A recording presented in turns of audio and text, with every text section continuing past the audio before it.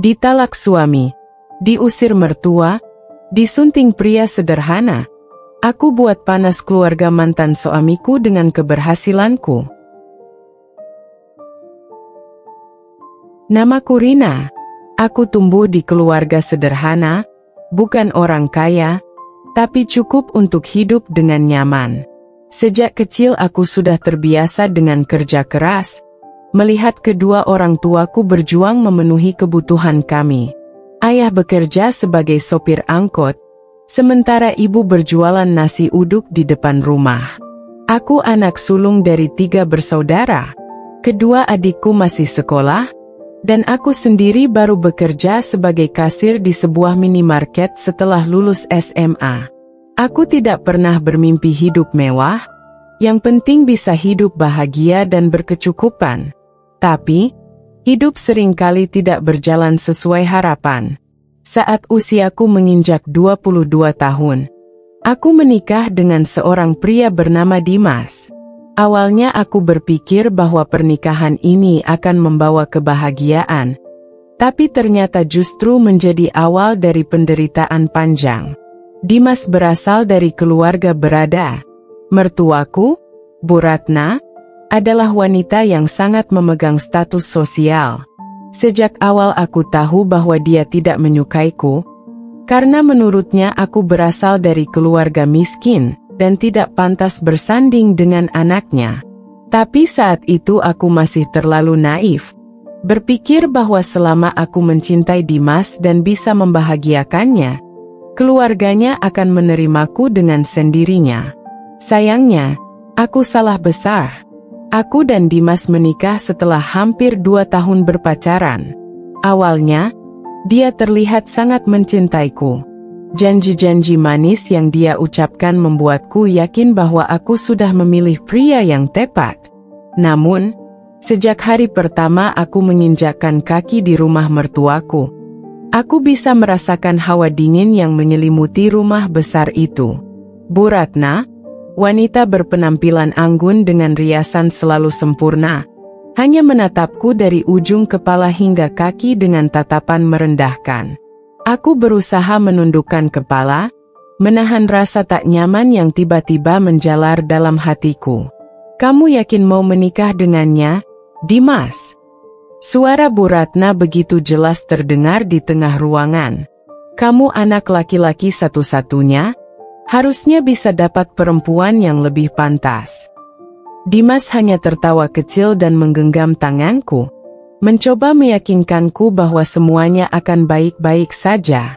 Aku pun berusaha mengabaikan komentar itu, berpikir bahwa seiring waktu mertuaku akan menerima keberadaanku. Tapi ternyata, yang terjadi justru sebaliknya. Sejak awal pernikahan, aku diperlakukan seperti orang asing di rumah itu. Aku berusaha membantu pekerjaan rumah, tapi selalu dikomentari, "Kalau cuma segini hasilnya, mending biarkan Embok Min yang mengurus. Pekerjaan kamu kasar dan gak rapi," kata Bu Ratna dengan nada ketus saat aku mencoba menyapu lantai ruang tamu. Aku berusaha sabar. Setiap hari aku bangun lebih awal, membantu membersihkan rumah, menyiapkan sarapan, tapi tidak pernah mendapat apresiasi. Justru, selalu ada saja yang salah di mata mertuaku. "Rina, masakannya terlalu asin. Apa kamu nggak bisa memasak lebih baik? Atau, kamu ini istri Dimas, bukan pembantu. Tapi lihat penampilanmu, bahkan pembantu pun lebih rapi." Dimas seringkali diam saat ibunya berbicara seperti itu. Aku berharap dia akan membelaku, tapi dia hanya menepuk pundakku pelan dan tersenyum seolah-olah semua itu bukan masalah besar. Aku mengira selama aku bersikap baik, semuanya akan membaik. Aku terus berusaha, menahan air mata setiap malam, berharap suatu hari nanti, mereka akan melihat ketulusanku. Namun, semakin lama aku bertahan, semakin terasa bahwa aku memang tidak pernah diinginkan di rumah itu. Sikap Dimas mulai berubah seiring waktu. Jika dulu dia sering memujiku, Kini dia mulai sering mengeluh. "Rina, kenapa kamu selalu terlihat lusuh? Coba lihat istri teman-temanku. Mereka cantik dan terawat," katanya suatu malam saat kami sedang makan malam di kamar. Aku terdiam. Setiap hari aku bekerja mengurus rumah, mencoba menyenangkan mereka, tapi tetap saja aku dianggap kurang. Aku ingin menjelaskan betapa aku sudah berusaha, tapi aku tahu, kata-kataku tidak akan berarti apa-apa bagi Dimas. Hari demi hari, aku semakin merasa sendirian di rumah itu. Aku tidak memiliki siapa-siapa yang bisa diajak bicara. Ibuku, yang tinggal di rumah kecil kami, sering menanyakan kabarku lewat telepon. "Kamu baik-baik saja, Nak?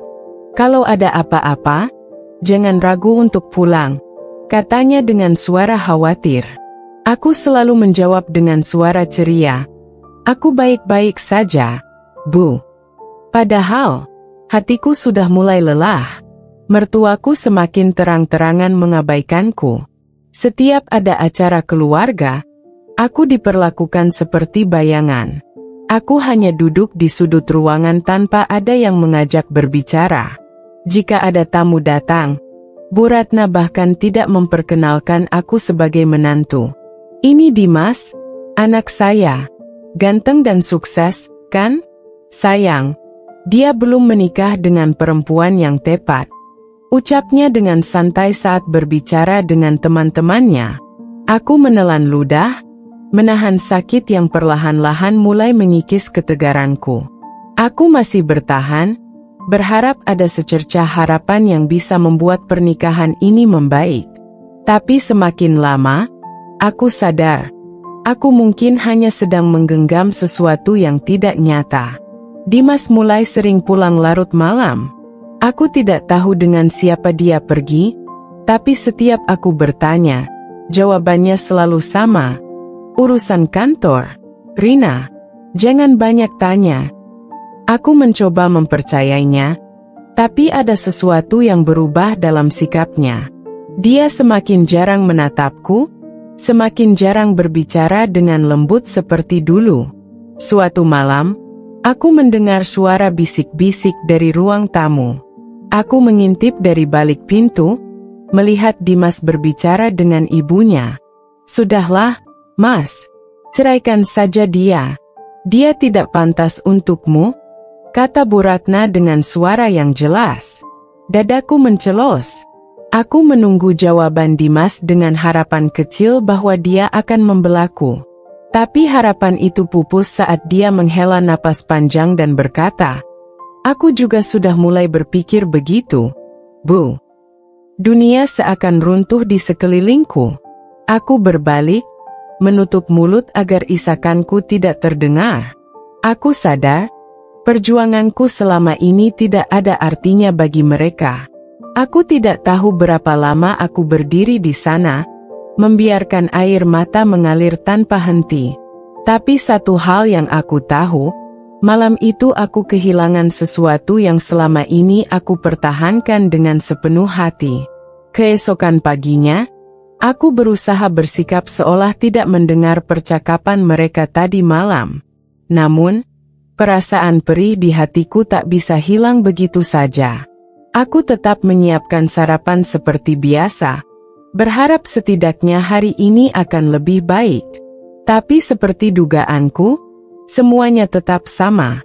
Dimas turun dari kamar dengan wajah lesu, tidak menatapku sama sekali. Dia langsung duduk di meja makan tanpa mengucapkan selamat pagi, tanpa sekadar menanyakan kabarku. Aku menyendokkan nasi goreng ke piringnya, tapi dia hanya mengaduk-aduk makanan itu dengan malas. "Kenapa diam saja, Mas?" tanyaku pelan, mencoba mencari celah untuk berbicara dengannya. Dia menghela napas panjang lalu berkata, "Rina, aku ada rapat pagi ini. Tolong jangan ganggu aku dengan pertanyaan yang tidak perlu." Hatiku mencelos lagi. Dimas yang dulu penuh perhatian, yang dulu selalu tersenyum setiap kali aku menyiapkan sarapan, kini seperti orang asing yang tak peduli akan keberadaanku. Di ujung meja makan, Bu Ratna memperhatikanku dengan ekspresi sinis. Dia menyendok makanannya dengan anggun lalu berkata dengan nada tajam, "Rina, kamu ini istri atau bayangan? Jangan cuma diam saja. Lihat bagaimana penampilanmu, seperti pembantu." Wajar saja Dimas mulai bosan. Aku menggigit bibir, menahan air mata yang ingin jatuh. "Bu, tolong jangan bicara seperti itu di pagi hari," ujarku pelan, berharap Dimas akan membelaku. Namun, dia tetap diam. Seakan-akan kata-kata ibunya memang benar adanya. Setelah sarapan, Dimas pergi tanpa pamit. Aku melihatnya masuk ke mobil dan melaju begitu saja, meninggalkanku berdiri di teras dengan dada yang semakin sesak. Saat aku berbalik masuk ke dalam rumah, Bu Ratna sudah berdiri di ruang tamu dengan tangan bersedekap. "Rina, dengarkan aku baik-baik. Aku tidak mau punya menantu yang membawa sial. Sejak kamu datang ke rumah ini, Dimas jadi semakin terpuruk. Kamu itu seperti batu pemberat di lehernya." Aku mengernyit. "Apa maksud ibu?" Bu Ratna menyeringai. "Dimas dulu penuh semangat, selalu bergaul dengan teman-teman sejajarannya. Tapi sejak menikah dengan kamu, dia seperti orang yang kehilangan arah. Kamu bukan istri yang baik untuknya." Aku meremas jemariku, berusaha mengendalikan amarah yang mulai mendidih. "Saya sudah berusaha menjadi istri yang baik, Bu. Saya selalu mengurus rumah, menyiapkan makanan, bahkan menahan semua hinaan yang ibu lontarkan kepada saya selama ini." Bu Ratna mendengus. "Kalau kamu sadar bahwa aku tidak pernah menginginkanmu, kenapa kamu masih bertahan?" Aku menahan napas, merasakan kata-kata itu seperti pisau yang menusuk langsung ke dalam hatiku. "Karena saya mencintai Dimas," jawabku dengan suara gemetar. Dia tertawa kecil. "Kasihan sekali kamu, Rina. Cinta. Lihat bagaimana Dimas memperlakukanmu. Lihat bagaimana dia lebih menuruti kata-kataku daripada memperdulikan perasaanmu." Aku terdiam. Dia benar. Aku menoleh ke pintu, seakan berharap Dimas akan tiba-tiba masuk dan berkata bahwa semua ini hanya kesalahpahaman. Tapi tidak ada siapapun. Tidak ada yang membelaku. Bu Ratna melangkah mendekat dan berbisik, "Cepat atau lambat, Dimas akan menceraikanmu. Dan saat itu terjadi, aku akan pastikan kamu pergi dari rumah ini tanpa membawa apapun." Jantungku berdegup kencang. Aku tahu dia serius. Hari-hari berikutnya berlalu dengan lebih menyakitkan. Dimas semakin sering pulang larut malam, dan aku semakin diabaikan. Jika dia ada di rumah, dia lebih banyak menghabiskan waktu di kamar atau sibuk dengan ponselnya. Sementara itu, Bu Ratna semakin terang-terangan ingin menyingkirkanku. Setiap kali ada tamu datang, dia selalu berusaha membuatku terlihat buruk di mata mereka. "Rina itu tidak bisa diandalkan. Coba lihat rumah ini, selalu berantakan," katanya saat berbicara dengan salah satu kerabatnya. Padahal aku sudah membersihkan rumah setiap hari tanpa henti. Puncaknya terjadi suatu malam ketika Dimas pulang dengan wajah marah. Aku sedang menunggunya di ruang tamu, berharap bisa mengajaknya bicara dari hati ke hati. Namun, begitu dia melihatku, dia langsung membentakku. "Kenapa kamu tidak bisa membuat ibu bahagia, Rina?" Suaranya tajam, membuat tubuhku gemetar. Aku menatapnya tidak percaya. "Apa maksudmu, Mas? Aku sudah berusaha melakukan yang terbaik. Tapi tetap saja kamu tidak cukup." Dia membanting tas kerjanya ke sofa. "Aku lelah, Rina. Aku lelah melihat kamu selalu membuat masalah dengan ibu." Aku terhenyak. "Masalah? Mas? Aku tidak pernah mencari masalah. Aku selalu berusaha untuk bertahan di rumah ini, meskipun aku diperlakukan seperti..." "Sudahlah, Rina, potongnya kasar. Aku sudah memikirkan ini sejak lama. Aku ingin kita bercerai. Dunia serasa berhenti berputar. Aku menatapnya dengan mata membelalat, berharap aku salah dengar. Tapi ekspresinya tegas, tidak ada keraguan sedikit pun di matanya. Dari balik pintu kamar, aku bisa melihat Bu Ratna berdiri dengan senyum kemenangan di wajahnya. Aku ingin mengatakan sesuatu, ingin berteriak bahwa ini tidak adil. Tapi lidahku terasa keluh. Aku tahu, tidak peduli seberapa keras aku berjuang, aku tetap tidak akan pernah cukup bagi mereka. Malam itu, hujan turun deras. Aku duduk di sudut kamar dengan air mata tak berhenti mengalir. Dimas tidur dengan tenang di ranjang kami, seolah tidak terjadi apa-apa. Dan aku hanya bisa bertanya dalam hati, kapan penderitaan ini akan berakhir? Keesokan harinya, udara pagi terasa dingin menusuk. Aku masih terjaga sejak malam, duduk di tepi tempat tidur dengan pikiran yang kalut. Kalimat yang Dimas ucapkan tadi malam masih terngiang jelas di kepalaku. Aku ingin kita bercerai. Aku menatapnya yang masih tertidur dengan wajah tenang, seolah tidak ada beban. Seakan dia sudah menetapkan keputusannya jauh sebelum mengatakannya kepadaku. Rasa sakit semakin menghimpit dada. Tapi aku tahu menangis pun tak akan mengubah apapun. Aku bangkit dari tempat tidur, melangkah keluar kamar dengan kepala yang berat. Aku ingin menghirup udara segar, setidaknya mencari ketenangan sesaat sebelum menghadapi kenyataan pahit yang menantiku. Namun, saat melewati ruang makan, aku melihat Bu Ratna sedang duduk dengan secangkir kopi di tangannya. Senyuman liciknya langsung muncul begitu dia melihatku. Kau terlihat mengenaskan, Rina, katanya sambil mengaduk kopi dengan santai. Aku menggenggam jemariku erat. Kenapa ibu begitu ingin melihat rumah tangga kami hancur? Dia terkekeh kecil. Karena dari awal kau bukan pilihan yang tepat untuk Dimas. Aku menarik napas dalam, berusaha mengendalikan emosiku. Dimas dulu mencintaiku, Bu. Kami menikah karena saling mencintai. Tapi apakah kau tidak sadar, cinta tidak ada artinya jika tidak dibarengi dengan status sosial yang pantas. Matanya menyipit, menatapku penuh kemenangan.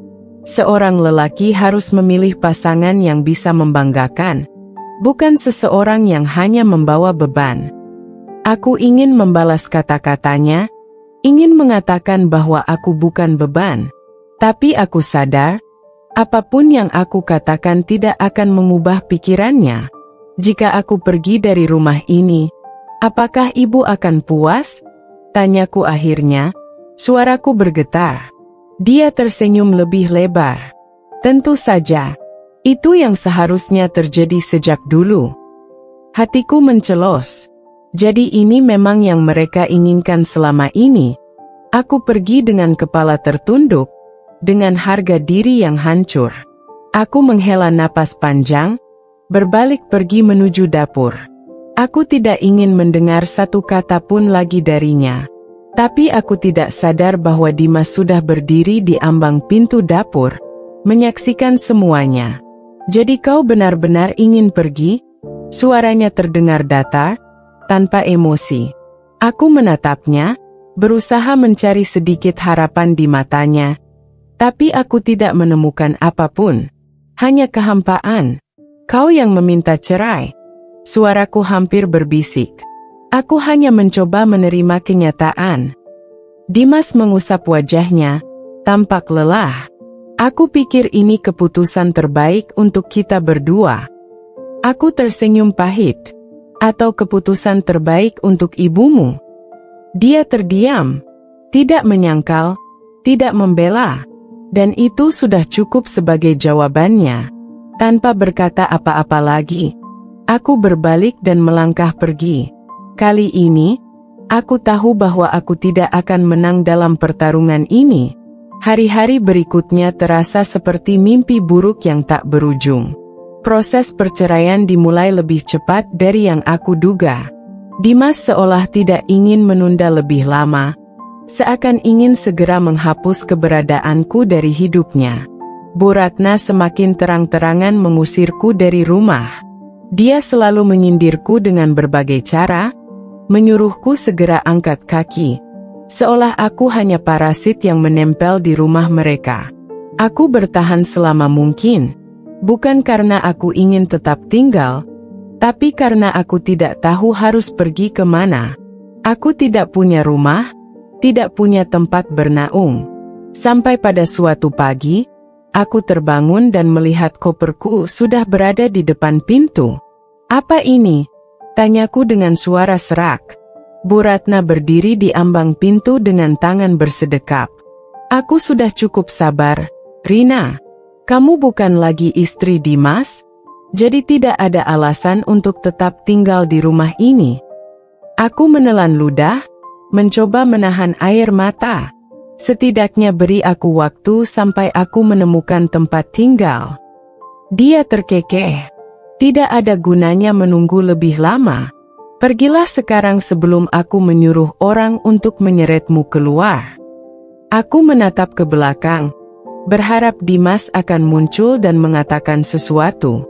Tapi dia hanya berdiri di tangga, menatapku dengan ekspresi dingin. Tidak ada sedikit pun rasa kasihan atau keinginan untuk menahanku. Saat itu aku sadar, aku benar-benar sendirian. Dengan tangan gemetar, aku meraih koperku dan melangkah keluar rumah. Udara pagi terasa menusuk kulit, tapi itu tidak ada apa-apanya dibandingkan dengan perih yang aku rasakan di dalam dada. Aku berjalan tanpa tujuan di sepanjang jalan perumahan, mencoba memahami bagaimana hidupku bisa berubah secepat ini. Hingga tiba-tiba, seseorang memanggil namaku. "Rina." Aku menoleh dan melihat seorang pria berdiri di depan rumahnya, menatapku dengan wajah penuh keheranan. Itu Ardi, tetangga Dimas yang selama ini hanya sekadar menyapaku jika berpapasan. "Kau baik-baik saja?" tanyanya dengan nada khawatir. Aku ingin mengatakan bahwa aku baik-baik saja. Aku ingin mengatakan bahwa aku bisa mengatasi semuanya sendirian. Tapi air mata yang mengalir di pipiku berkata sebaliknya. Dan tanpa aku sadari, hari itu adalah awal dari babak baru dalam hidupku. Ardi menatapku dengan penuh kebingungan. Mungkin dia tak menyangka melihatku dalam keadaan seperti ini, berdiri di depan rumahnya dengan mata sembab, menggenggam koper yang terasa lebih berat dari biasanya. Bukan karena isinya, melainkan karena beban yang aku pikul. "Kau, kenapa di luar pagi-pagi begini?" tanyanya, suaranya dipenuhi kekhawatiran. Aku ingin menjawab, tapi tenggorokanku terasa seperti tersumbat. Aku hanya bisa menggeleng pelan, berusaha menahan tangis yang nyaris pecah lagi. Ardi tampak ragu, tetapi kemudian dia melangkah maju, mendekatiku. "Masuklah dulu. Kau tidak bisa berdiri di sini seperti ini," katanya dengan nada lembut. "Aku tidak punya pilihan lain. Aku tidak punya tempat lain untuk pergi." Dengan langkah ragu, aku mengikuti Ardi masuk ke dalam rumahnya. Aku duduk di sofa ruang tamunya yang sederhana tetapi terasa lebih hangat dibanding rumah yang baru saja aku tinggalkan. Ardi menyerahkan secangkir teh hangat kepadaku. Aku menerimanya dengan tangan gemetar. "Kalau kau ingin bicara, aku siap mendengarkan," katanya sambil duduk di seberangku. Aku menghela napas panjang sebelum akhirnya berkata, "Aku sudah tidak punya rumah lagi." Suaraku lirih, nyaris seperti bisikan. Ardi tidak langsung merespons.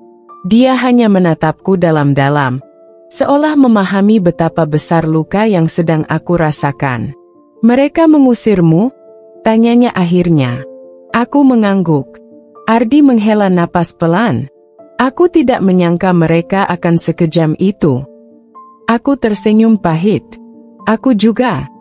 Keheningan menyelimuti kami untuk beberapa saat. Aku menatap cangkir di tanganku, Melihat bayangan diriku yang berantakan di permukaan teh yang masih mengepulkan uap. Jadi, kau akan tinggal di mana sekarang? Pertanyaan itu menohokku. Aku sendiri belum memikirkan jawaban atas pertanyaan itu. Aku benar-benar tidak tahu harus kemana. Aku belum tahu, jawabku akhirnya. Ardi menatapku beberapa saat, lalu berkata, kau bisa tinggal di sini untuk sementara, kalau kau mau. Aku terkejut. Apa? Tidak, aku tidak bisa. Tidak masalah, Rina. Aku tidak bisa membiarkanmu berada di jalanan tanpa tujuan, katanya dengan suara mantap. Aku menggigit bibir bawahku, ragu. Tapi aku tahu, aku tidak punya banyak pilihan. Akhirnya, aku mengangguk pelan. Hari-hari berlalu, dan aku mulai terbiasa tinggal di rumah Ardi. Dia tidak pernah sekalipun membuatku merasa canggung atau tidak nyaman. Dia selalu bersikap baik dan penuh perhatian. Perlahan, aku mulai mencari pekerjaan. Aku tidak ingin selamanya bergantung pada kebaikan Ardi. Aku ingin berdiri di atas kakiku sendiri, membangun kembali hidupku yang hancur. Namun, kabar bahwa aku tinggal di rumah Ardi ternyata menyebar dengan cepat di lingkungan perumahan. Bisik-bisik mulai terdengar. Orang-orang mulai membicarakan aku, dan tidak butuh waktu lama sebelum Dimas mengetahuinya. Suatu sore, aku sedang menyapu halaman ketika tiba-tiba sebuah suara menghentikan gerakanku. Jadi, ini sekarang tempat tinggalmu. Aku menoleh dan menemukan Dimas berdiri di depan pagar, menatapku dengan ekspresi yang sulit diartikan. Aku menegakkan bahu dan menatapnya lurus. Kenapa kau peduli? Dimas tersenyum sinis. Kau bahkan tidak butuh waktu lama untuk pindah ke rumah pria lain setelah kita bercerai.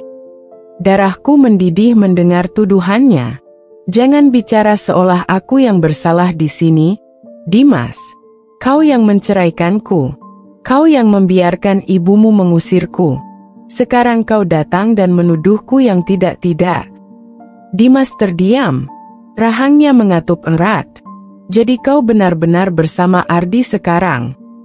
Aku menghela napas panjang. Itu bukan urusanmu lagi. Dimas tertawa kecil, tetapi tawanya pahit. Kau tidak akan bertahan lama dengan pria seperti dia. Dia bukan tandinganku. Aku menatapnya tajam. Mungkin kau benar. Ardi memang bukan tandinganmu, karena dia jauh lebih baik darimu. Aku melihat rahang Dimas mengeras. Untuk pertama kalinya, aku melihat sesuatu di matanya. Sesuatu yang menyerupai penyesalan. Tapi aku tidak peduli lagi. Aku sudah mulai melangkah maju. Aku tidak akan membiarkan Dimas atau siapapun lagi menghancurkan hidupku. Waktu terus berjalan, dan hidupku mulai membaik. Aku mendapatkan pekerjaan baru, dan aku mulai menata kembali hidupku yang porak-poranda. Yang lebih mengejutkan, aku dan Ardi semakin dekat. Aku tidak tahu kapan perasaan itu mulai tumbuh, tapi aku sadar bahwa aku tidak lagi merasa sendirian. Dan pada suatu hari, Ardi melamarku. Aku ingin kau menjadi istriku, Rina, katanya dengan penuh ketulusan. Aku tidak bisa menahan air mataku. Tapi kali ini, itu adalah air mata bahagia. Aku menerima lamarannya. Dan hanya dalam hitungan bulan, kami menikah dalam kesederhanaan yang penuh dengan kebahagiaan. Kini aku telah menjadi istri Ardi. Hidupku lebih bahagia dari sebelumnya. Rumah kami penuh dengan canda tawa, dengan kebersamaan yang tidak pernah aku rasakan sebelumnya. Tapi satu hal yang tidak berubah, kami masih tinggal di rumah yang berseberangan dengan rumah Dimas. Aku bisa melihat dari jendela bagaimana hidup Dimas perlahan mulai berantakan.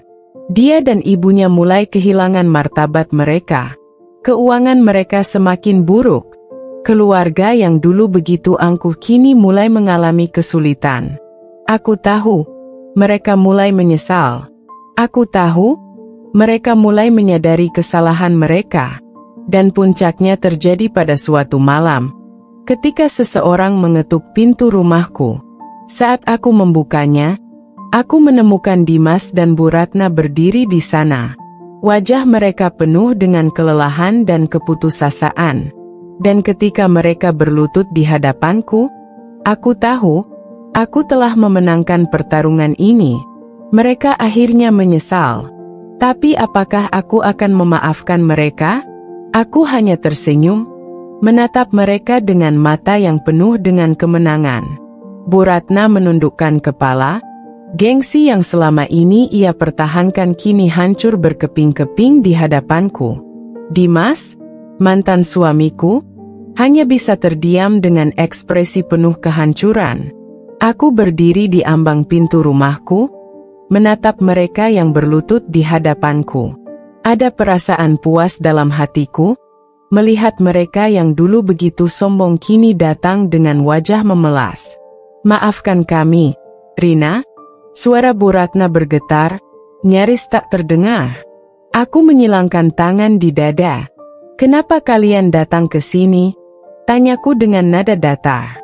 Bu Ratna mengangkat wajahnya, matanya memerah. Kami sudah kehilangan segalanya, Rina. Bisnis keluarga bangkrut, rumah sudah disita bank, dan sekarang, kami tak punya siapa-siapa lagi. Aku menatap mereka dalam diam. Bagaimana hidup bisa berputar begitu cepat? Dahulu, aku yang terus-menerus dihina dan diinjak-injak oleh mereka. Aku yang diusir dari rumah tanpa ampun, dipandang rendah seperti sampah tak berguna. Dan sekarang, aku yang berdiri tegak, sementara mereka merangkak meminta belas kasihan. Dimas akhirnya membuka mulutnya. Rina, Aku tahu aku salah, katanya dengan suara parau. Aku terlalu bodoh telah menceraikanmu. Aku termakan ucapan ibuku, aku dibutakan oleh kesombongan. Dan sekarang aku menyesalinya. Aku menahan tawa sinisku. Menyesal, ulangku. Setelah semua yang kalian lakukan padaku, setelah kalian mengusirku tanpa belas kasihan, aku melihat tubuh Dimas menegang, rahangnya mengeras.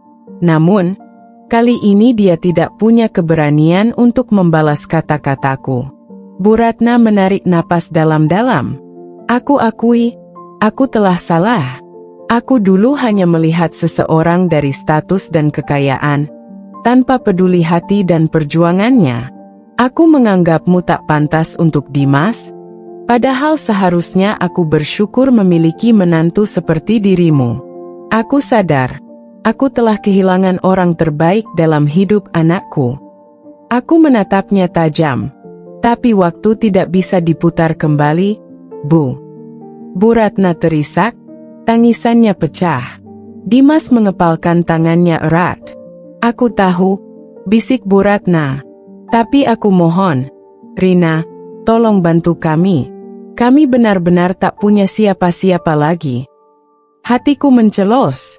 Begitu rendahnya mereka sekarang hingga harus meminta bantuan dariku.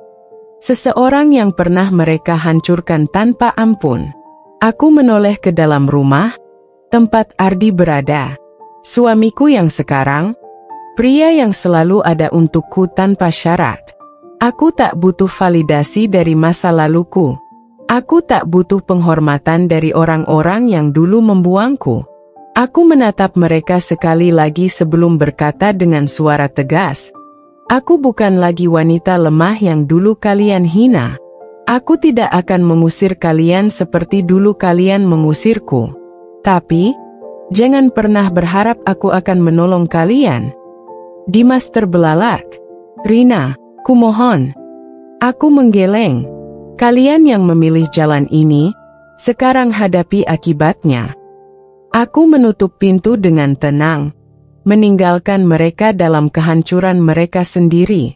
Dan di balik pintu, Ardi menyambutku dengan senyum hangat. Kau baik-baik saja? Tanyanya lembut. Aku mengangguk.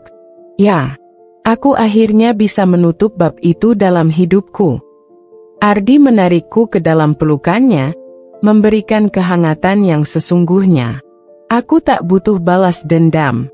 Karena kebahagiaanku sekarang adalah balasan terbaik untuk semua rasa sakit yang pernah mereka berikan kepadaku. Beberapa bulan berlalu sejak aku menutup pintu untuk Dimas dan Bu Ratna.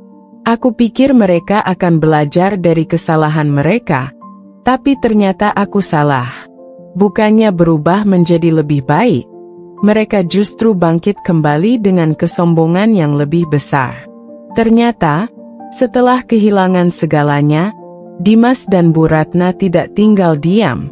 Dengan berbagai cara, mereka berhasil mendapatkan pijakan baru. Dimas mulai bekerja di perusahaan temannya, dan entah bagaimana, Bu Ratna kembali dikelilingi oleh lingkaran sosial lamanya. Aku mendengar kabar bahwa mereka kembali hidup dengan cukup nyaman, meski tidak semewah dulu.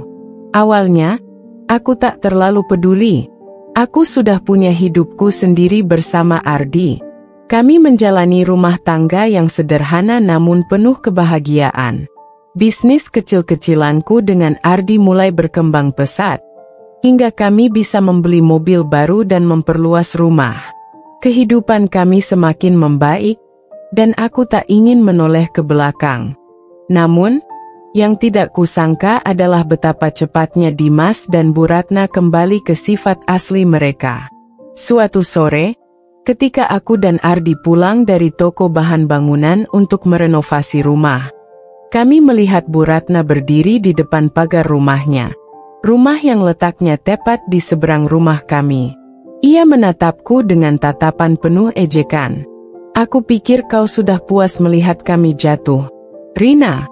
Tapi lihatlah sekarang, kami kembali berdiri, katanya dengan senyum sinis. Aku tersenyum tipis, menatapnya tanpa gentar. Bagus kalau begitu, Bu. Hidup memang harus terus berjalan. Bu Ratna melipat tangannya di dada. Jangan kira kau bisa terus lebih baik dari kami. Jangan terlalu percaya diri hanya karena sekarang kau punya bisnis kecil dan suami baru. Dunia berputar, Rina. Bisa saja nanti kau yang kembali jatuh. Aku menahan tawa. Begitulah Bu Ratna. Bahkan setelah jatuh, ia masih memiliki harga diri yang terlalu tinggi untuk menerima kenyataan. Dimas keluar dari rumah dan berjalan mendekat. Matanya menatapku tajam, tapi kali ini berbeda dari tatapan penuh penyesalan yang dulu ia tunjukkan. Sekarang, tatapan itu penuh dengan kesombongan. Bagaimana rasanya melihatku kembali sukses, Rina? Tanyanya dengan nada meremehkan. Aku menghela napas, merasa geli dengan kepercayaan dirinya yang berlebihan. Aku tidak peduli, Dimas. Ia tersenyum miring. Aku tahu kau masih menyimpan rasa padaku. Kau hanya pura-pura bahagia dengan pria itu, katanya sambil melirik Ardi yang sedang membawakan belanjaan ke dalam rumah. Aku tertawa kecil, tidak menyangka betapa delusionalnya Dimas. Kau benar-benar lucu, Dimas. Kenapa aku harus berpura-pura? Aku bahagia dengan kehidupanku sekarang, dan aku tidak perlu membuktikannya pada siapapun, terutama padamu.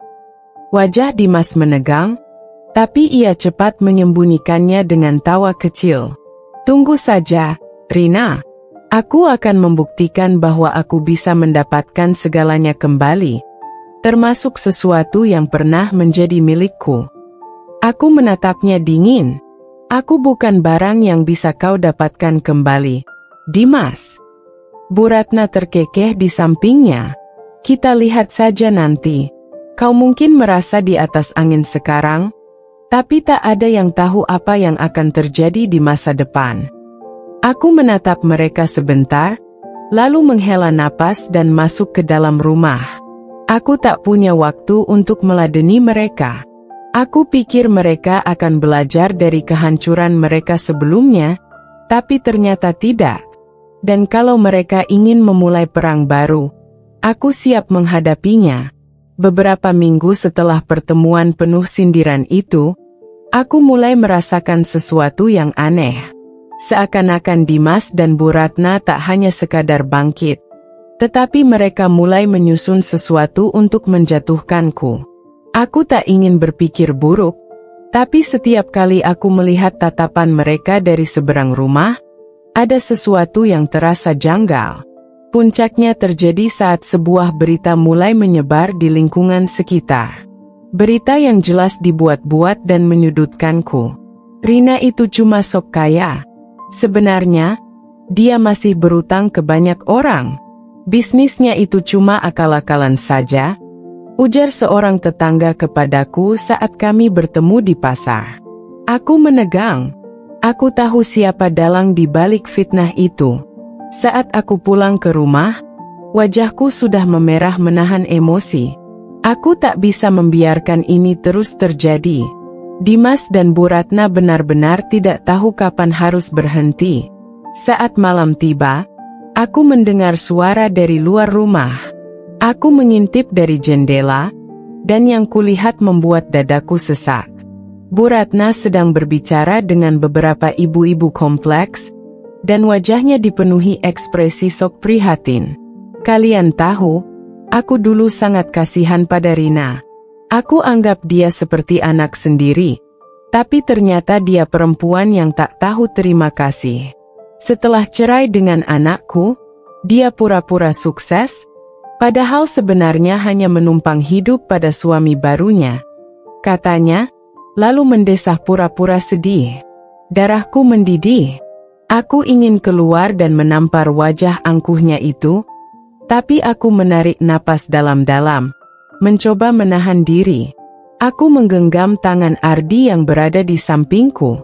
Aku tidak bisa tinggal diam lagi, Mas. Mereka semakin keterlaluan, bisikku dengan suara penuh kemarahan. Ardi menatapku tenang. Biarkan mereka bicara, sayang. Kata-kata tidak akan mengubah kenyataan. Kita akan tunjukkan dengan tindakan. Aku menghela napas. Aku tahu Ardi benar, tapi hatiku masih terbakar oleh amarah. Beberapa hari kemudian, aku mendapat laporan dari pegawaiku bahwa seseorang mencoba menyabotase bisnis kami. Seseorang menyebarkan rumor bahwa barang-barang yang kami jual tidak berkualitas. Aku mengepalkan tangan. Ini sudah kelewatan. Tanpa ragu, aku melangkah ke rumah seberang, mengetuk pintu dengan keras. Aku tak peduli lagi dengan basa-basi. Pintu terbuka, dan Dimas berdiri di sana dengan wajah terkejut. "Apa maumu?" tanyanya sinis. Aku menatapnya tajam. "Aku ingin bicara dengan ibumu."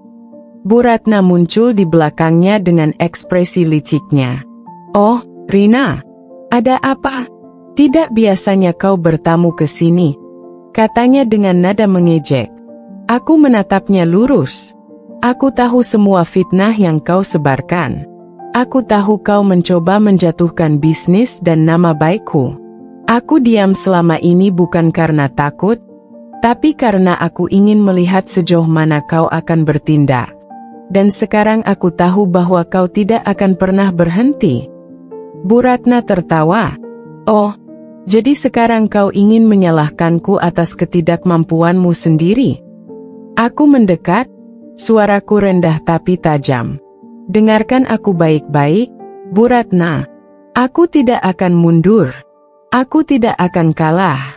Kau bisa mencoba menjatuhkanku sekeras yang kau mau, tapi aku akan selalu bangkit. Dan pada akhirnya, kau yang akan berlutut dan menyesali semua perbuatanmu." Dimas menyeringai. "Kita lihat saja siapa yang akan menang, Rina." Aku tersenyum dingin. "Tentu, kita lihat saja." Aku berbalik dan pergi, meninggalkan mereka yang terdiam di ambang pintu.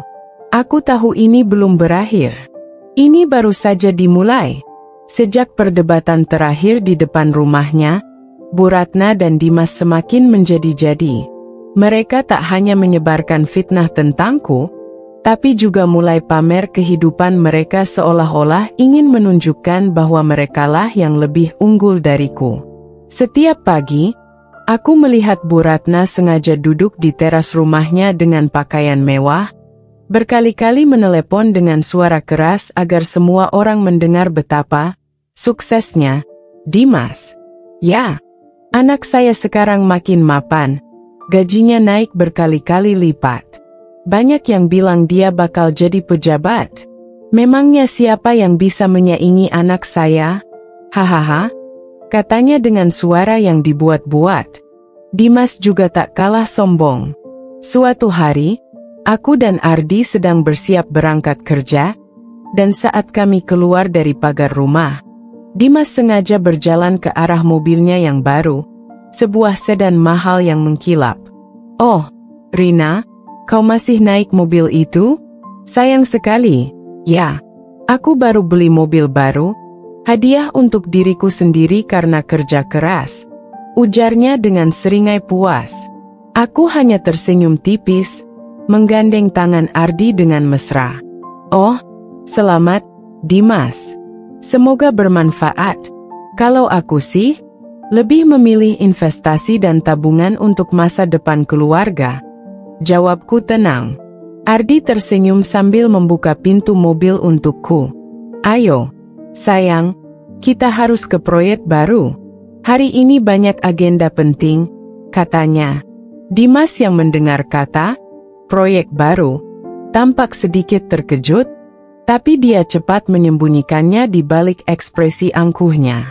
Namun, meskipun mereka terus memamerkan kesuksesan palsu mereka, aku bisa melihat perubahan di wajah mereka setiap kali aku dan Ardi menunjukkan kebahagiaan kami.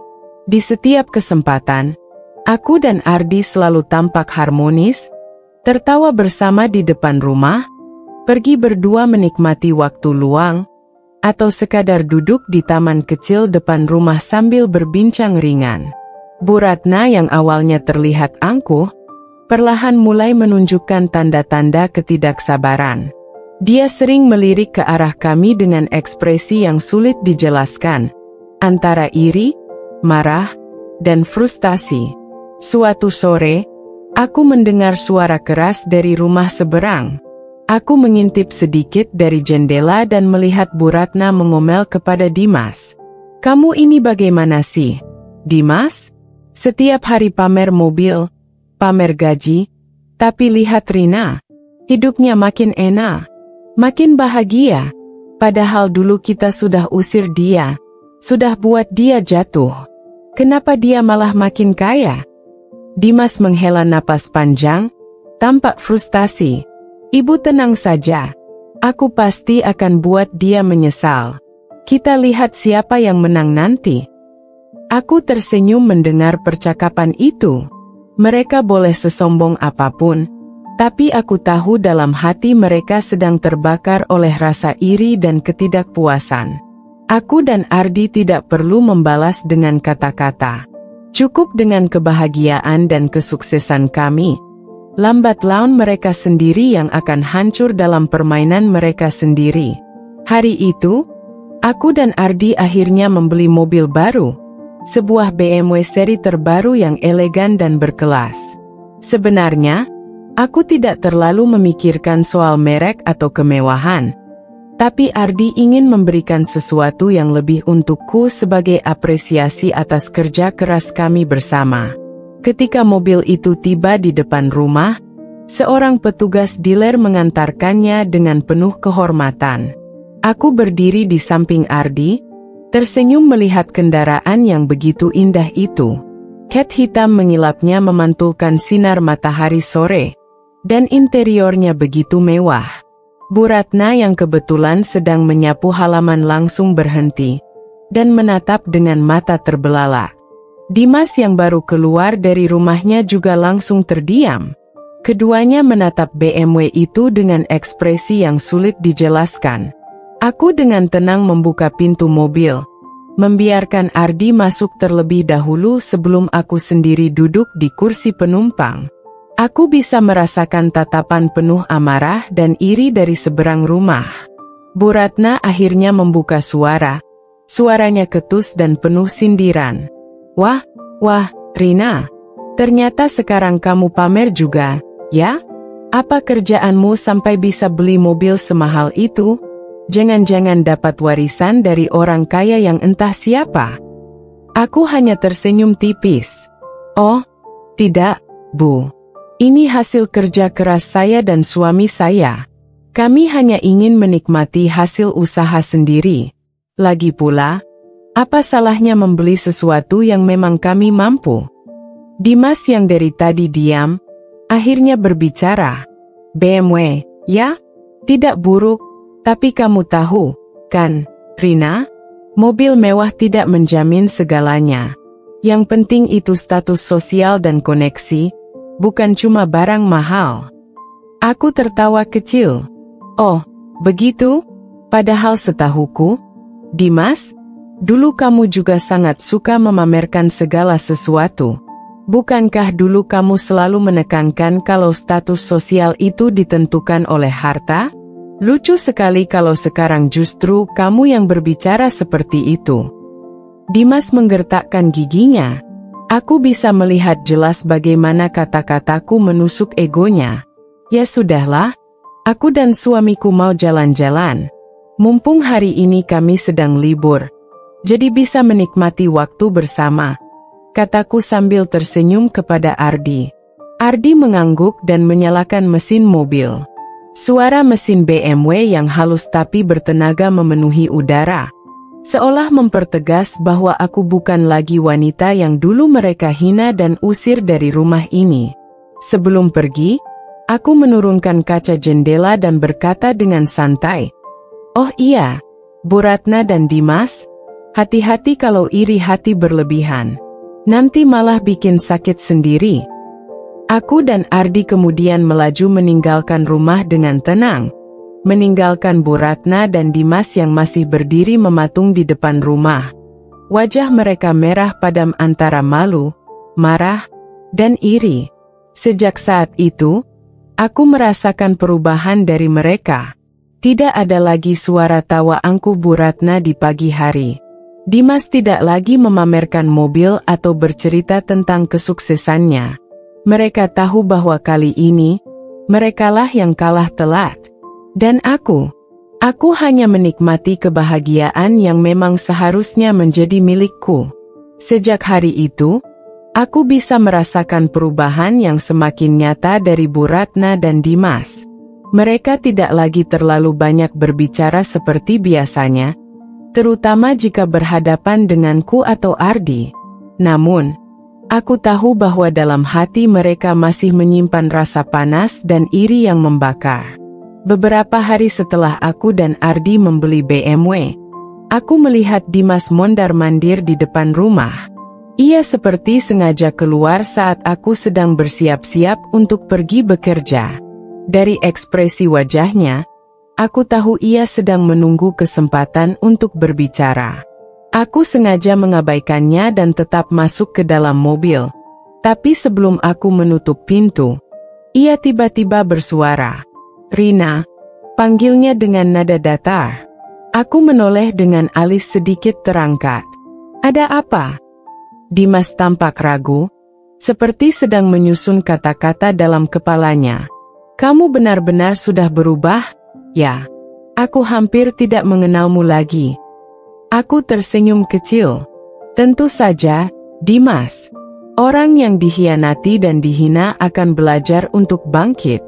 Tidak semua orang memilih untuk terpuruk selamanya." Dimas menghela napas panjang. "Aku nggak menyangka kamu akan jadi seperti ini. Dulu, aku kira kamu hanya akan menjadi wanita biasa yang hidup sederhana tanpa banyak perubahan." Aku tertawa pelan. "Oh, jadi selama ini kamu meremehkanku, ya? Dulu kamu pikir aku hanya akan hidup dalam keterbatasan setelah kau ceraikan." Aku menatap matanya tajam. Sayang sekali, kenyataannya justru sebaliknya. Dimas terdiam. Aku bisa melihat ada banyak emosi di matanya, rasa penasaran, kekecewaan, dan mungkin sedikit penyesalan. Namun, aku tidak peduli lagi. Saat itu, Bu Ratna keluar dari rumahnya dan langsung menatap kami dengan tajam. "Dimas, buat apa kamu bicara dengan perempuan itu? Sudah cukup kamu tahu nasibnya sekarang," katanya sinis. Aku menahan tawa mendengar ucapannya. "Nasibku sekarang? Oh, maaf, Bu. Saya rasa nasib saya jauh lebih baik daripada yang dulu Ibu harapkan."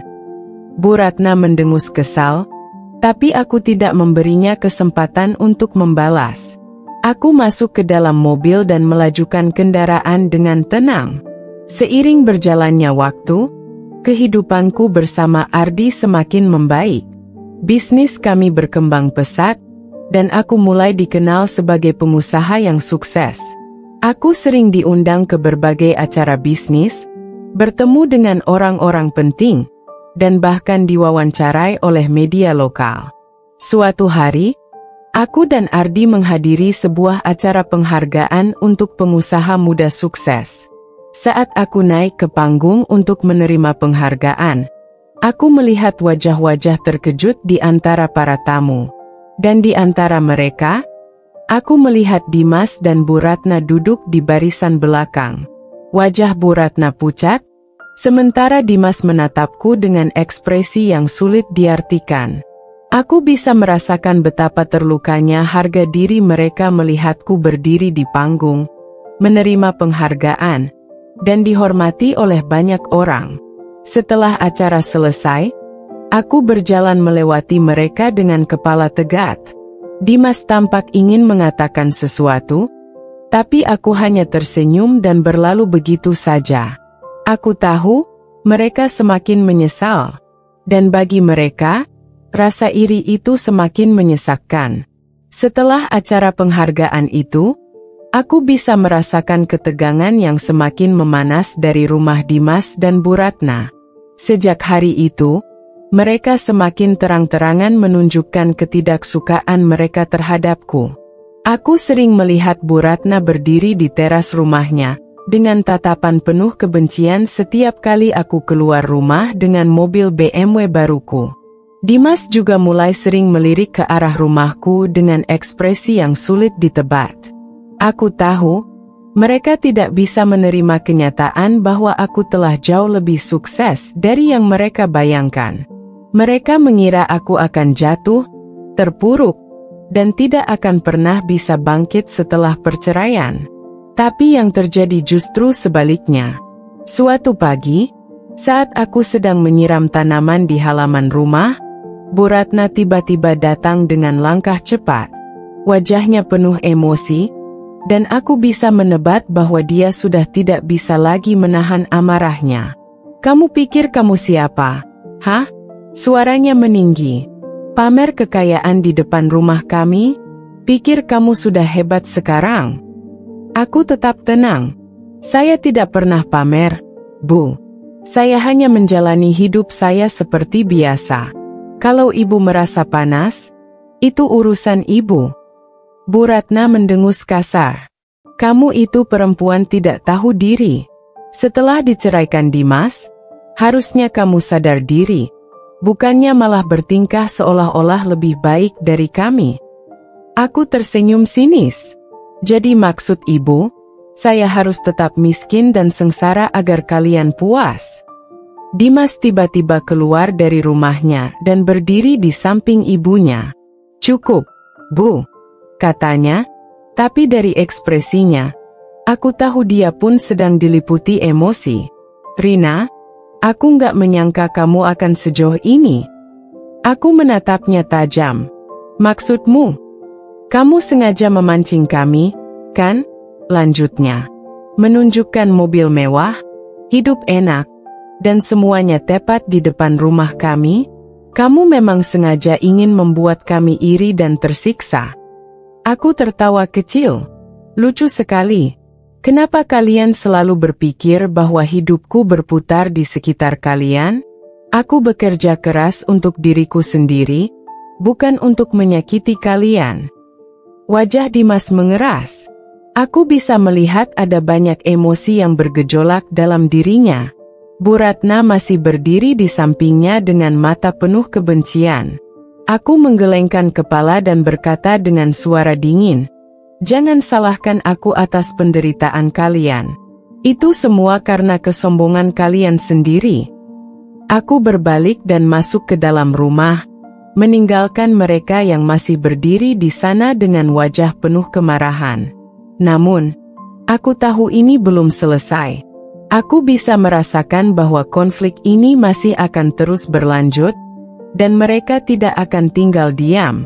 Setelah kejadian pagi itu, suasana di antara rumahku dan rumah Dimas semakin panas.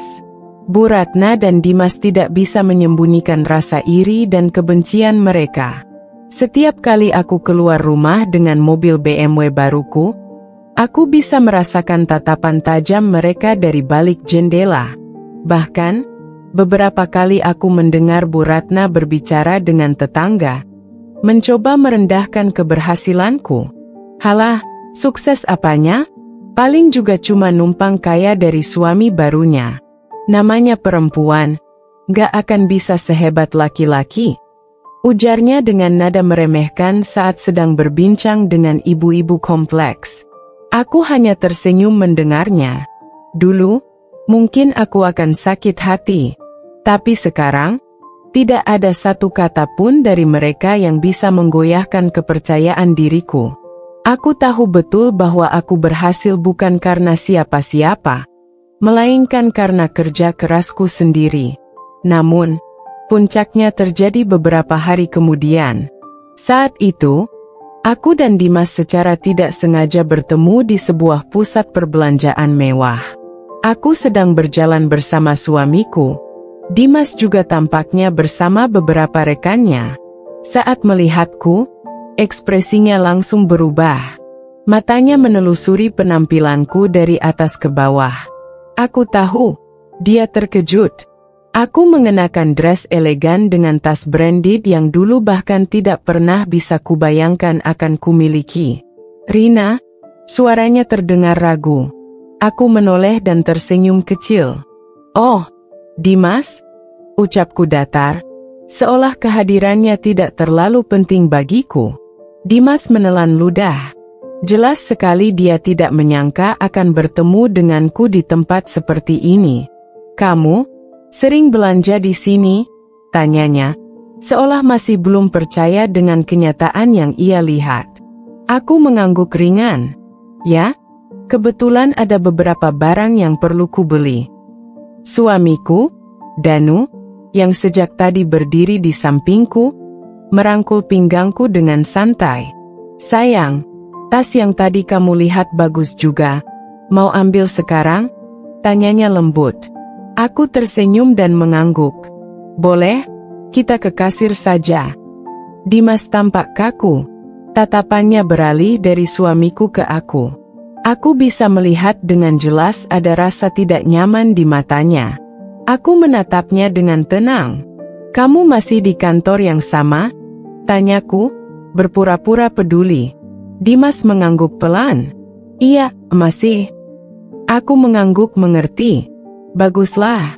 Aku harap semuanya berjalan lancar untukmu."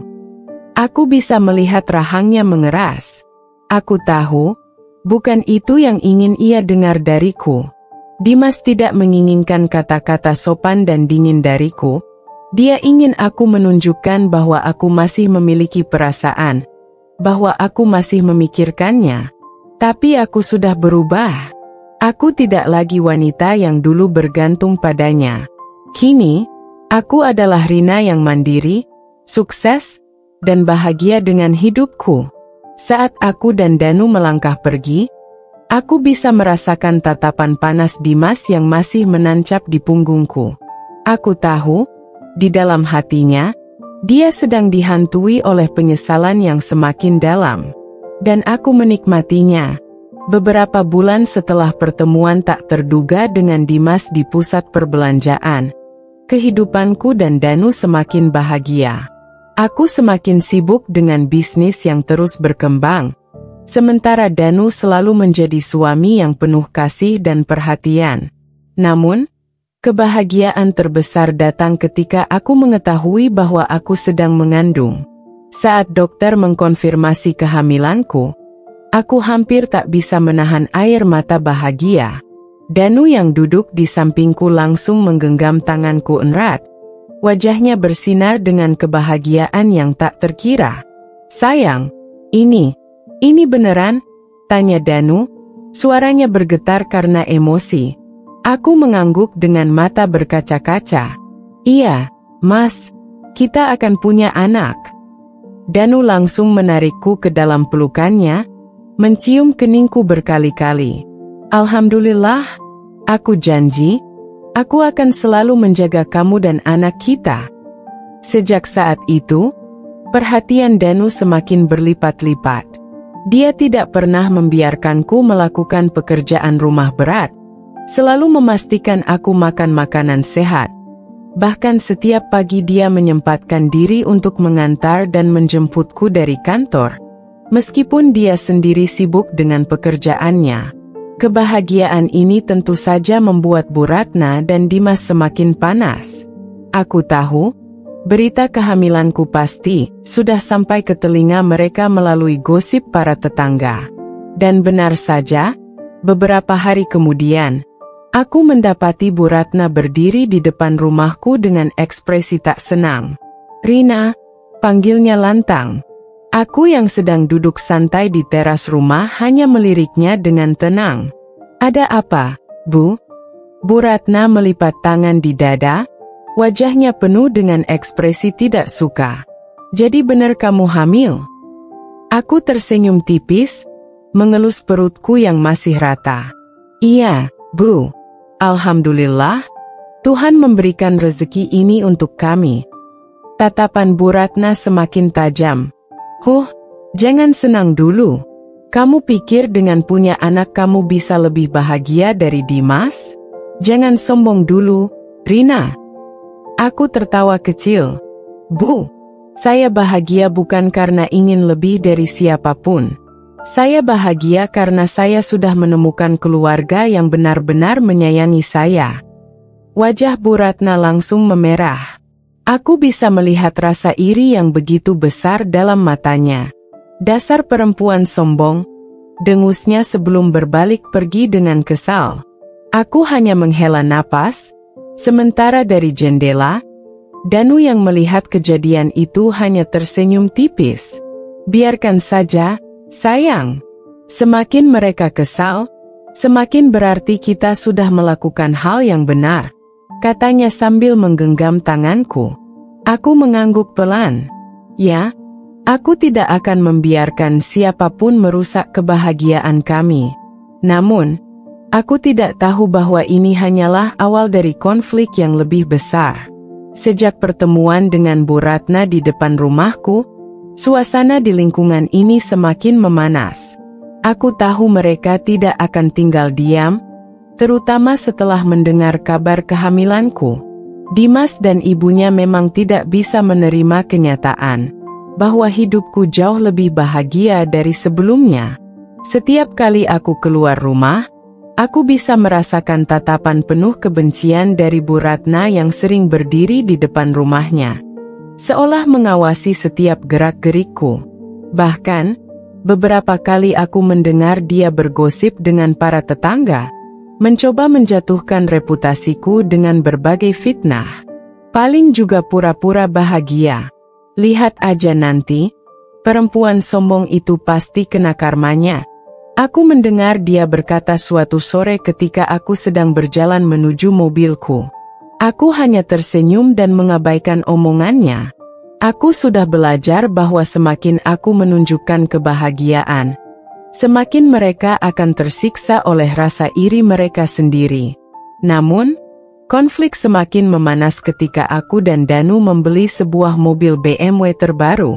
Mobil itu bukan hanya sebagai simbol kesuksesan kami, tetapi juga sebagai kenyamanan bagi keluarga kecil kami yang akan segera memiliki anggota baru. Saat mobil itu terparkir di depan rumah, tak butuh waktu lama bagi kabar itu untuk menyebar. Dimas yang kebetulan melihat mobil tersebut saat keluar dari rumahnya langsung membelalakan mata. Ekspresinya penuh keterkejutan dan ketidakpercayaan. Aku bisa melihat rahangnya mengeras, tangannya mengepal kuat seolah berusaha menahan emosi. "Mobil siapa itu?" tanyanya tajam. Suaranya cukup keras hingga terdengar dari rumahku. Aku yang baru saja keluar dari dalam rumah bersama Danu hanya tersenyum tipis. "Mobil kami. Kenapa, Mas?" Dimas menatapku dengan ekspresi penuh kemarahan dan kebencian. "Jadi sekarang kamu pamer, ya? Setelah ninggalin aku, kamu hidup foya-foya dengan suami baru?" Aku terkekeh pelan. "Mas Dimas, saya tidak pernah meninggalkan siapapun. Saya yang ditendang keluar dari rumah ini oleh keluarga Mas. Ingat." Wajah Dimas semakin memerah, sementara Bu Ratna yang keluar dari rumahnya langsung menatap mobil kami dengan tatapan penuh rasa iri. "Hah? Jadi ini hasil dari uang harammu, Rina? Pantas saja bisa beli mobil mahal," seru Bu Ratna dengan nada sinis. Danu yang sejak tadi diam langsung merangkul bahuku dengan lembut, lalu menatap mereka dengan tenang. "Bu, Mas Dimas, saya rasa tidak ada yang perlu diperdebatkan. Ini hasil kerja keras istri saya, dan saya bangga padanya. Kalau ada yang merasa panas melihat keberhasilan orang lain, mungkin ada baiknya mereka bercermin dan introspeksi diri." Dimas semakin kesal, dan aku bisa melihat Bu Ratna menggigit bibirnya, seolah ingin meluapkan kemarahannya. Tanpa membuang waktu lagi, aku dan Danu masuk ke dalam mobil dan meninggalkan mereka yang masih berdiri dengan wajah penuh kejengkelan. Saat aku melihat bayangan Dimas dan ibunya semakin jauh dari kaca spion, aku tersenyum puas. Aku tahu ini baru permulaan, dan aku yakin mereka akan semakin tersiksa melihat kebahagiaanku yang terus berkembang. Malam itu, aku duduk di ruang tamu bersama Danu, menikmati teh hangat sembari mengelus lembut perutku yang mulai membesar. Rasanya luar biasa bisa merasakan kebahagiaan ini, sesuatu yang dulu tidak pernah kudapatkan saat bersama Dimas. Danu menatapku penuh kasih, tangannya menggenggam tanganku dengan erat. "Kamu tahu, sayang, aku semakin tidak sabar menunggu kehadiran buah hati kita," ucapnya dengan suara lembut. Aku tersenyum, merasakan kehangatan cinta dari suamiku. "Aku juga, Mas. Aku ingin bayi kita tumbuh di lingkungan yang penuh kasih sayang, tanpa rasa takut atau tekanan." Namun, kebahagiaan kami tidak berlangsung lama ketika terdengar suara gaduh dari luar rumah. Suara seseorang berteriak-teriak dengan nada penuh amarah. Aku dan Danu saling berpandangan sebelum akhirnya berdiri dan berjalan keluar untuk melihat apa yang terjadi. Begitu aku membuka pintu, aku melihat Dimas berdiri di depan pagar rumah kami dengan wajah merah padam. Tangannya mengepal erat, napasnya memburu seolah sedang menahan emosi yang memuncak. "Rina, keluar kamu!" teriaknya lantang, membuat beberapa tetangga keluar rumah untuk melihat keributan yang terjadi. Danu langsung melangkah maju, berdiri di sampingku dengan tubuh tegap. "Mas Dimas, ada apa ini? Kenapa ribut-ribut malam-malam?" Dimas menatap tajam ke arah Danu, lalu mengalihkan pandangannya kepadaku. "Kamu puas, Rina? Kamu puas lihat aku dan keluargaku menderita? Kamu sengaja kan beli mobil itu biar aku malu di depan orang-orang?" Aku mengernyitkan dahi, merasa geli dengan tuduhannya. "Mas Dimas, kalau hidupku semakin membaik, itu bukan salahku. Itu hasil dari kerja keras dan doa yang dulu selalu kamu remehkan." Dimas tertawa sinis. "Ah, jangan sok suci. Kamu pikir aku bodoh? Aku tahu kamu hanya ingin pamer kekayaan di depan rumahku, biar aku merasa rendah di hadapanmu." Aku menghela napas panjang, mencoba tetap tenang. "Mas, Ini bukan tentang kamu. Hidupku tidak berputar di sekelilingmu lagi. Aku punya suami yang menyayangiku, keluarga yang mendukungku, dan sebentar lagi aku akan menjadi ibu. Kenapa Mas masih saja mengusikku? Bukankah Mas sudah memilih jalan hidup Mas sendiri? Dimas terdiam sejenak, rahangnya mengeras. Aku bisa melihat sorot matanya yang dipenuhi rasa marah, dendam, sekaligus sesuatu yang lain, sesuatu yang mirip dengan penyesalan. Sementara itu, Bu Ratna keluar dari rumahnya, berjalan tergesa-gesa ke arah putranya. Dimas, ngapain kamu ke sini? Jangan merendahkan dirimu di depan perempuan itu, serunya dengan suara nyaring. Dimas menoleh ke arah ibunya, namun tetap diam. Sementara Bu Ratna kini mengarahkan tatapan tajamnya kepadaku. Kamu pikir kamu hebat sekarang, hah? Baru bisa beli mobil sudah berlagak sombong, ujarnya dengan nada mengejek. Aku tersenyum tipis, menatapnya dengan tatapan penuh ketenangan. Bu, sejak dulu saya tidak pernah peduli dengan gengsi atau pamer harta. Saya hanya ingin hidup bahagia bersama suami saya. Kalau kebahagiaan saya membuat ibu merasa tersiksa, itu bukan salah saya. Bu Ratna mendengus kesal, wajahnya memerah karena emosi. Jangan sok bahagia, Rina. Kita lihat nanti siapa yang tertawa di akhir. Aku tertawa kecil, merasa tidak perlu meladeni amarah mereka lebih lama lagi. Silakan, Bu. Saya juga ingin melihat siapa yang akan tertawa di akhir. Dengan penuh kemarahan, Dimas menarik lengan ibunya dan menyeretnya kembali ke rumah mereka. Namun, sebelum mereka masuk, aku sempat melihat bagaimana Dimas kembali menatapku dengan ekspresi yang sulit diartikan. Aku tahu ini belum berakhir. Dimas dan Bu Ratna tidak akan tinggal diam. Namun, aku tidak akan membiarkan mereka merusak kebahagiaan yang telah susah payah aku bangun. Aku akan terus melangkah maju, sementara mereka hanya bisa terbakar oleh rasa iri mereka sendiri. Beberapa hari berlalu setelah insiden malam itu, aku semakin merasakan ketenangan dalam rumah tanggaku bersama Danu.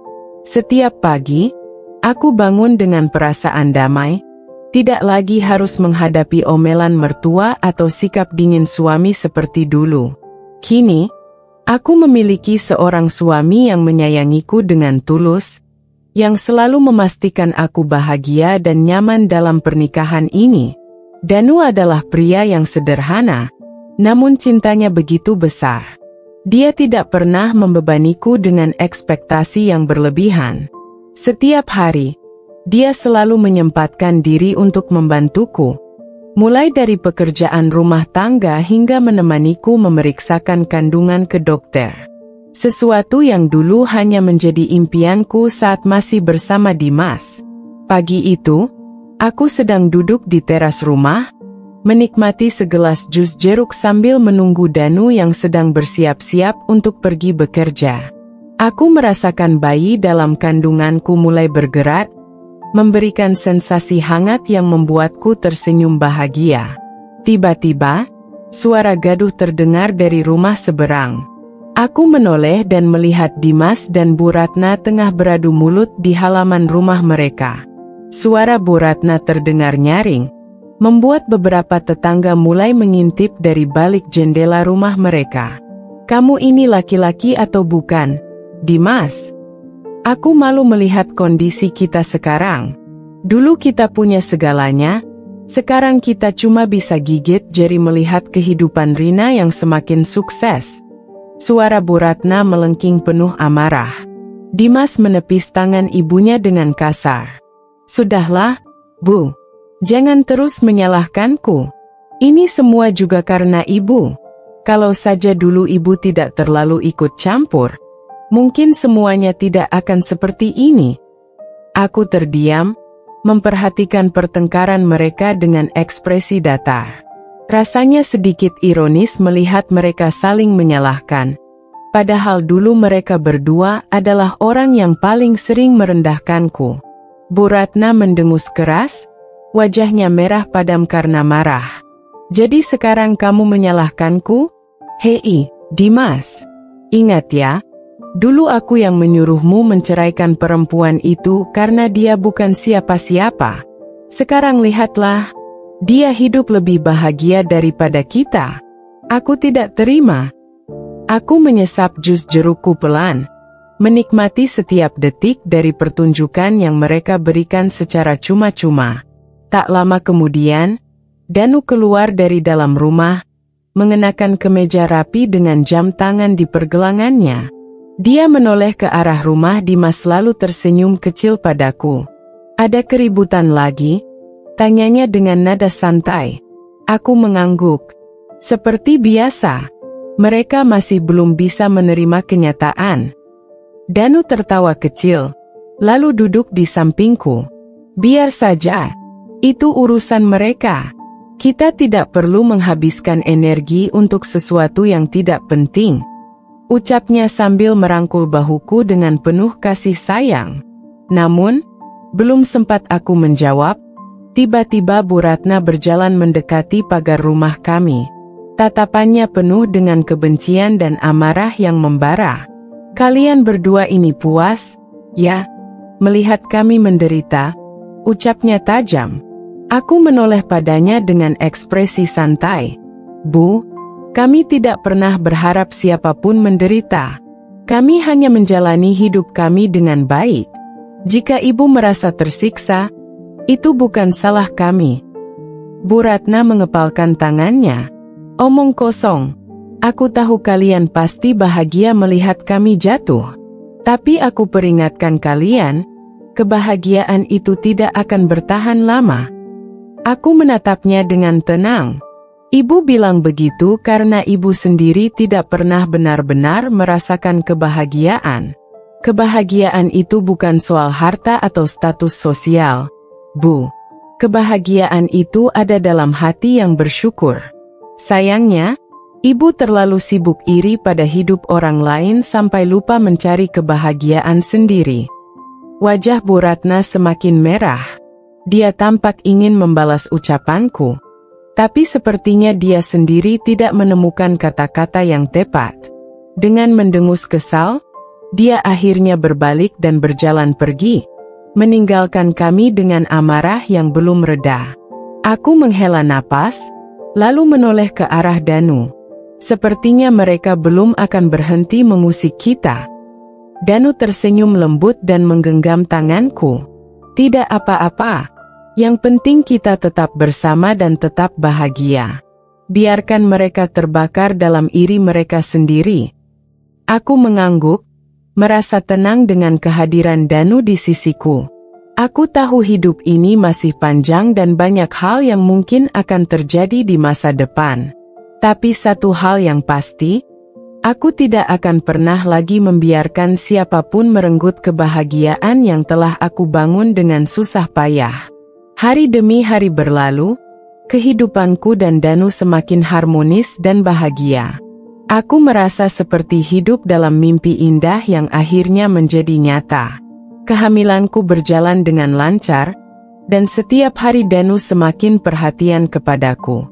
Dia selalu memastikan aku makan tepat waktu, tidak terlalu lelah, dan beristirahat dengan cukup. Di sisi lain, kehidupan Dimas dan Bu Ratna justru semakin berantakan. Aku tidak perlu mencari tahu. Para tetangga sudah cukup sering membicarakannya. Sejak Dimas dipecat dari pekerjaannya, ekonomi mereka semakin jatuh. Tabungan yang mereka miliki sudah hampir habis, sementara gengsi mereka masih terlalu tinggi untuk mencari pekerjaan yang dianggap rendah. Siang itu, aku sedang bersantai di teras rumah, menikmati udara segar sambil menyesap teh hangat. Danu baru saja pulang kerja, dan dia duduk di sampingku, menyandarkan kepalanya di bahuku dengan lembut. Sayang, tadi di jalan aku dengar kabar dari Pak RT. Katanya Dimas dan ibunya mulai menjual barang-barang mereka. kata Danu dengan suara santai. Aku menaikkan alisku. Oh, begitu? Barang apa saja? Danu terkekeh kecil. Sepertinya hampir semua yang mereka miliki. Mulai dari perhiasan, barang-barang elektronik, bahkan mobil mereka juga sudah tidak ada di garasi. Aku tersenyum tipis. Rasanya aneh melihat mereka yang dulu begitu sombong kini terpaksa menjual barang-barang mereka hanya untuk bertahan hidup. Namun, aku tidak merasa kasihan. Mereka menuai apa yang mereka tanam. Tak lama kemudian, terdengar suara ribut dari depan rumah Dimas. Aku dan Danu menoleh, dan ternyata ada beberapa orang yang datang untuk mengambil barang-barang mereka. Dari percakapan yang terdengar, aku bisa menangkap bahwa mereka menjual semua itu untuk membayar utang yang semakin menumpuk. Bu Ratna keluar dengan wajah masam, sementara Dimas tampak murung di belakangnya. Mereka tidak lagi terlihat angkuh seperti dulu. Bajunya lusuh, wajahnya tampak lelah, dan tidak ada lagi aura kesombongan dalam diri mereka. Tiba-tiba, pandangan Bu Ratna bertemu denganku. Tatapannya penuh dengan kemarahan dan kebencian. Namun aku bisa melihat ada juga kepedihan di dalamnya. Dia berjalan mendekati pagar rumahku, lalu menatapku tajam. Kamu puas sekarang, Rina? Kamu bahagia melihat kami seperti ini? Suaranya terdengar bergetar. Aku meletakkan cangkir tehku dengan tenang. Bu, saya tidak pernah meminta kalian jatuh seperti ini. Saya hanya menjalani hidup saya sendiri. Kalau hidup kalian berantakan, itu bukan karena saya, tapi karena pilihan kalian sendiri. Bu Ratna mengepalkan tangannya. Kalau saja kamu tidak menikah dengan lelaki itu dan memamerkan kebahagiaanmu di depan kami, Dimas tidak akan merasa terhina seperti ini.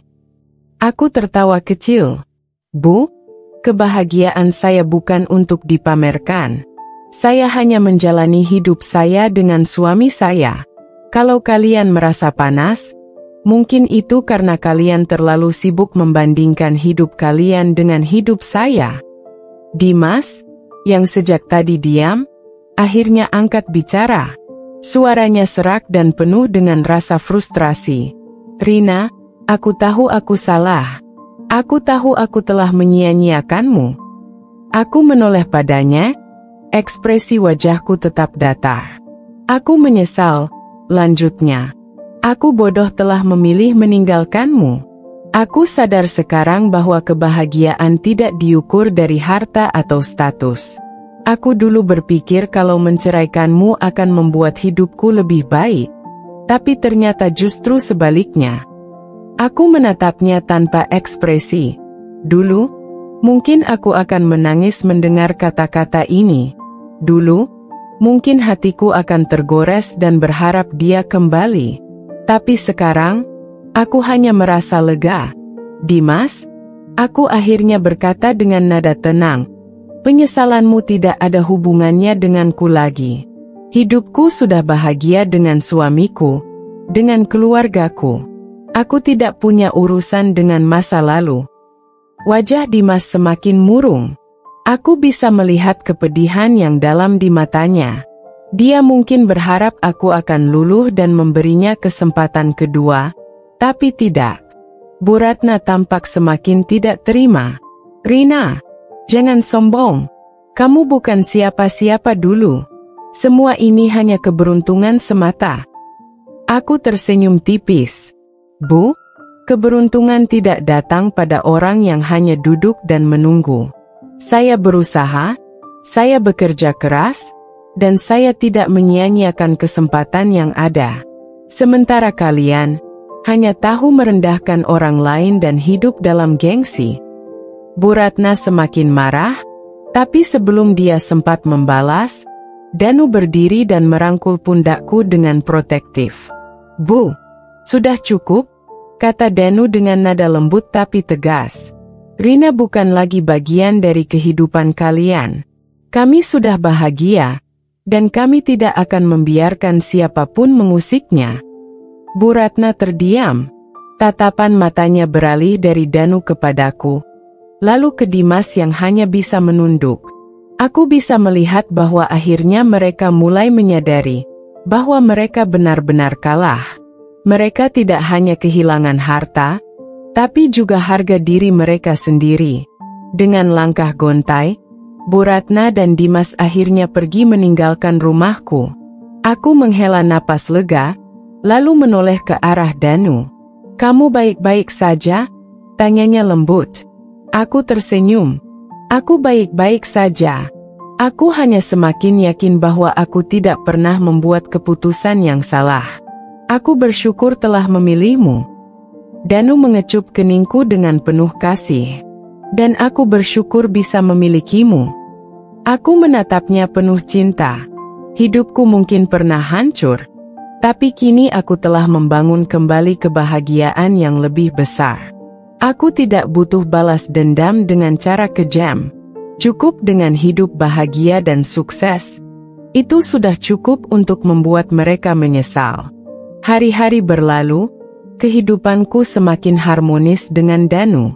Usia kehamilanku memasuki bulan ke-8, dan aku benar-benar merasa dicintai dan dihargai oleh suamiku.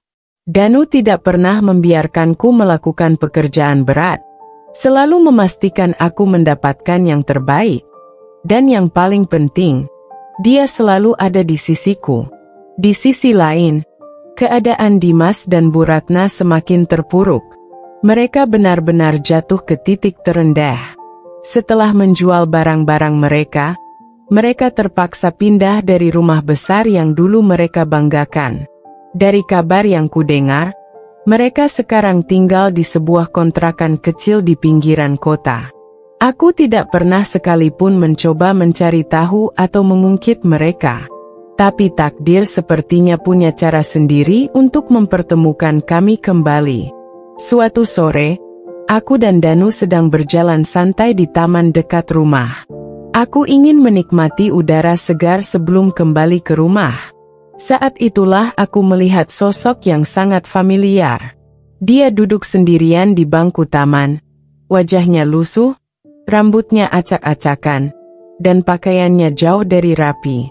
Dulu, dia selalu tampil elegan dan penuh percaya diri. Tapi sekarang, dia terlihat seperti pria yang kehilangan segalanya. Aku mencoba mengabaikannya, tapi dia sudah lebih dulu menyadari kehadiranku. Tatapan matanya kosong, namun ada kepedihan yang jelas terlihat di sana. "Rina?" panggilnya pelan. Aku menoleh, tapi tidak mengatakan apa-apa. Aku hanya menatapnya dengan ekspresi netral. Danu berdiri di sampingku, menggenggam tanganku erat, menunjukkan bahwa dia ada di sana untuk melindungiku. Dimas menghela napas panjang. Aku ingin meminta maaf," katanya dengan suara yang terdengar putus asa. Aku masih tidak merespons. Dimas mengangkat wajahnya, dan untuk pertama kalinya, aku melihat kesedihan yang nyata dalam matanya. "Aku benar-benar menyesal," lanjutnya. "Aku dulu begitu bodoh, begitu buta oleh gengsi dan keegoisanku. Aku menyia-nyiakan orang yang benar-benar mencintaiku, hanya karena ingin memenuhi ambisi keluargaku." Aku tetap diam. Danu pun tidak berbicara, membiarkanku yang memutuskan bagaimana menanggapi ini. "Aku kehilangan segalanya, Rina. Ibuku sakit-sakitan sekarang, dan aku tidak punya uang untuk berobat. Aku sudah mencoba mencari pekerjaan, tapi tidak ada yang mau menerimaku. Semua orang hanya mengingat bagaimana aku dulu memandang rendah mereka."